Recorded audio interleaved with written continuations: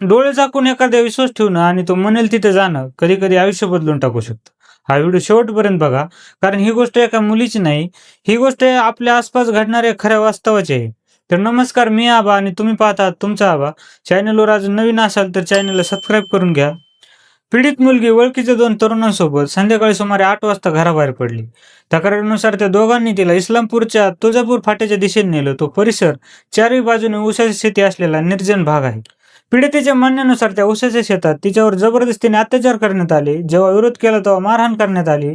अत्याचारानंतर दोघेही पलायन झाले. पीडिता गंभीर अवस्थेत त्या शेतात एकटीच राहिली. रात्री सुमारे 11 वाजता भीती, वेदना आणि अश्रू घेऊन ती कशीबशी त्या शेतातून बाहेर आली. पुढे चालता काही युवक शेकोटी करून बसले होते. त्यांनी तिची अवस्था पाहिली, माणुसकी दाखवली, तिला कपडे दिले, आधार दिला आणि थेट पोलिसांपर्यंत पोहोचवलं.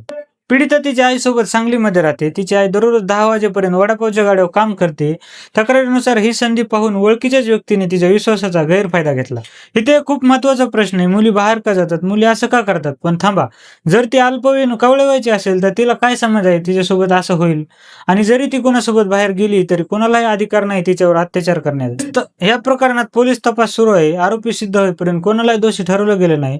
पण ही तक्रार गंभीर आहे. अशा घटनांना गंभीरपणे पाहणे गरजेचे आहे. ही फक्त एक बातमी नाही, ही एक इशारा आहे. अशा घटनांना दुर्लक्ष करू नका, डोळे झाकून विश्वास ठेवू नका, मुलींना दोष देणं थांबवा, निर्जन ठिकाणी जाण्याआधी विचार करा आणि दोषी मानसिकतेला दोष द्या. जर तुम्हाला असं संशयपद वाटत असेल, कोणासोबत चुकीचं घडत असेल तर गप्प बसू नका, मदत मागा, पोलिसांना संपर्क साधा.